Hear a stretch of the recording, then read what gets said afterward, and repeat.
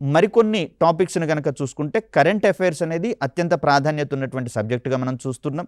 ఇక్కడ కూడా జాతీయ మరియు అంతర్జాతీయ ప్రాముఖ్యతతో కూడినటువంటి కరెంట్ ఈవెంట్స్ గురించి క్వశ్చన్స్ ఇవ్వడం అనేది జరుగుతుంది. దీని తర్వాత history of India including Indian national movement, అంటే మనకు స్వాతంత్రోద్యమ చరిత్ర ఉంది కదండి, జాతీయ ఉద్యమ చరిత్ర. దీన్ని మీద ప్రత్యేకంగా దృష్టి పెట్టుకునేటటువంటి ప్రయత్నం చేయాల్సి ఉంటుంది. Emphasis will be on broad and general understanding of the subject in its social, economic, cultural and political aspects. ఇక్కడ చరిత్రని ఎక్కడ చూసినా కూడా రాజులు, రాజవంశాలు పాలించినటువంటి సందర్భాలలో ఆ రాజవంశాల యొక్క సీక్వెన్సింగ్తో పాటుగా రాజులకు సంబంధించినటువంటి టైం లైన్ని కూడా అర్థం చేసుకుంటూ వీటన్నిటికీ మించి ఆ రాజుల పరిపాలనా కాలంలో ఏ విధమైనటువంటి సామాజిక మార్పులు వచ్చాయి, సామాజిక ప్రగతి ఏర్పడింది, హిస్టరీ కోణంలో ఎలా ఉంది, చారిత్రకంగా, సాంస్కృతికంగా ఎలా ఉంది, అదేవిధంగా ఆర్థికపరమైనటువంటి అంశాలలో వారు ఏ విధమైనటువంటి కంట్రిబ్యూషన్స్ ఇచ్చారు, ఈ పాయింట్ ఆఫ్ వ్యూలలోనే క్వశ్చన్స్ పడేటటువంటి అవకాశం ఉంది హిస్టరీకి సంబంధించి చూస్తే. మరి దీనివల్ల ఏంటి సార్ లాభము అంటే, అఫ్కోర్స్ భారతదేశం యొక్క చరిత్ర ఇప్పటిది కాదు, ప్రాచీన కాలం నుంచి వస్తున్నటువంటి పరిస్థితులలో మరి ఒక పోలీస్ అభ్యర్థిగా మీరు ప్రతి తెగకు సంబంధించి, ప్రతి జాతికి సంబంధించి, ప్రతి కమ్యూనిటీకి సంబంధించినటువంటి హిస్టరీ మరియు సాంస్కృతికపరమైనటువంటి అంశాలు కూడా మనము అవగాహనలో ఉంచుకోవాల్సి వస్తుంది.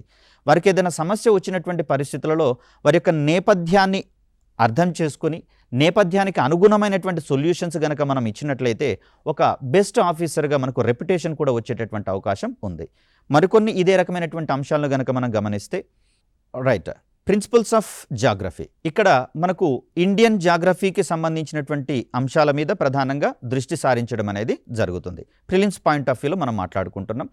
దీని తర్వాత ఇండియన్ పాలిటీ అండ్ ఎకానమీ. ఇక్కడ కంట్రీస్ పొలిటికల్ సిస్టమ్, అంటే రాజకీయపరమైనటువంటి వ్యవస్థ ఏ విధంగా ఉంది, రూరల్ డెవలప్మెంట్ అంటే గ్రామీణాభివృద్ధి ఎలా ఉంది, ప్లానింగ్, అదేవిధంగా ఎకనామిక్ రిఫార్మ్స్ ఇన్ ఇండియా. ఇక్కడ ప్రణాళికలు కావచ్చు మరియు ఆర్థికపరమైనటువంటి రిఫార్మ్స్ ఇక్కడ ప్రక్షాళన చేసినటువంటి పరిస్థితులు మనకు కనిపిస్తూ ఉన్నాయి. కాబట్టి ఆర్థిక సంస్కరణలు అనేటటువంటి కోణంలో కూడా దీన్ని మనం అర్థం చేసుకోవాల్సి వస్తుంది. ఈ పాయింట్స్కి మనము మెయిన్ వెయిటేజ్ ఇచ్చేటటువంటి ప్రయత్నం చేస్తాం. ఇక తెలంగాణ మూమెంట్కి సంబంధించి మరియు రాష్ట్ర అవతరణకు సంబంధించినటువంటి అంశాలు కూడా మనకు ఎగ్జామినేషన్లో ఉండేటటువంటి అవకాశం ఉంది. The idea of Telangana, mobilization phase as well as towards formation of Telangana state. అంటే 1948 నుంచి తెలంగాణ యొక్క ఐడియా ఏ విధంగా ఆవిర్భవించింది, దీని తర్వాత ఉద్యమము యొక్క ప్రస్థానం ఎలా ఉంది, ప్రజలను ఏ విధంగా సమాయత్తం చేశారు, తర్వాత రాష్ట్ర ఆవిర్భావం సందర్భంగా ఏర్పడినటువంటి కార్యక్రమాలు ఏంటి, ఆ టైమ్లైన్ చార్ట్స్, ఇవన్నీ కూడా మనకు కీలకమైనటువంటి అంశాలుగా ఉండబోతున్నాయి.